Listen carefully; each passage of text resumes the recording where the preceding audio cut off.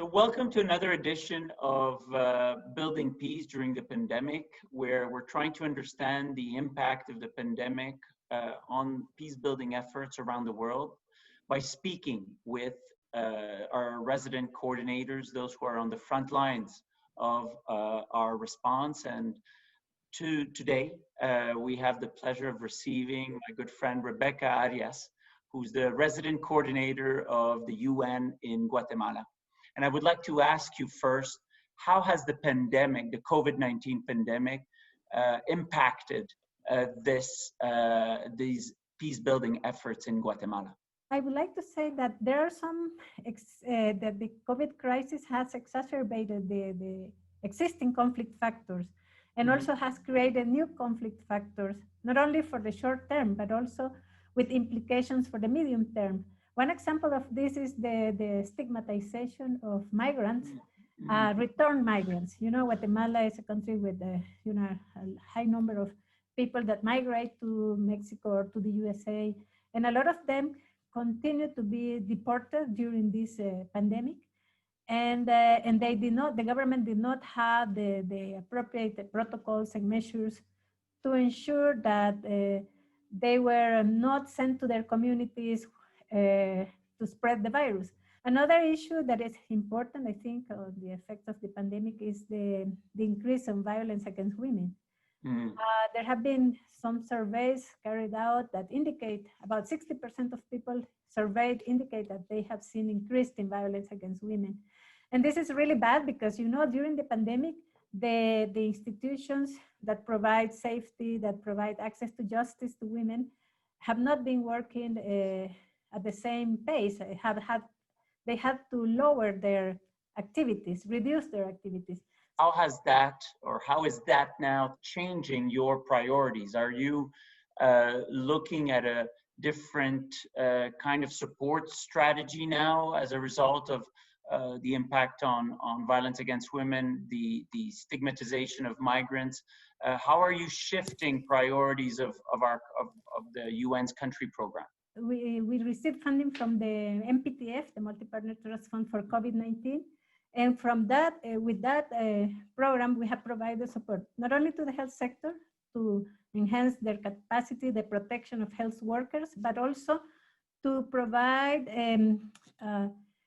a human rights-based quarantine for the return migrants, to provide them with the necessary protocols, health support, and facilitating their return to their communities. Also, with that same program, we have provided support to institutions, not only government, but also civil society organizations, to prevent violence against women, and support civil society organizations that work in the prevention of violence against women, providing psychosocial support and other type of support to women affected by violence. So in addition to that, we have carried out the socio-economic analysis, impact analysis of COVID-19, and we are finalizing this week, I mean now and between now and tomorrow, the response plan, the socio-economic response plan.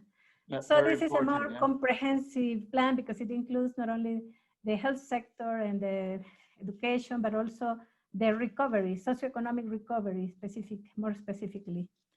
Let me end by asking you, Rebeca, is there a set of organizations, are there leaders or organizations that you've been working with in the last few months in response to the pandemic that you think have been doing a particularly interesting job and that you would like to highlight their work here today?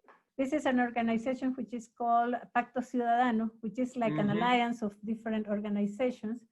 So they have been monitoring how the government is responding to the pandemic and how they can provide also their inputs, their proposals. How can they include the proposals so that the government has a more, a comprehensive approach to solve this crisis or to address this crisis, and not only the government's view.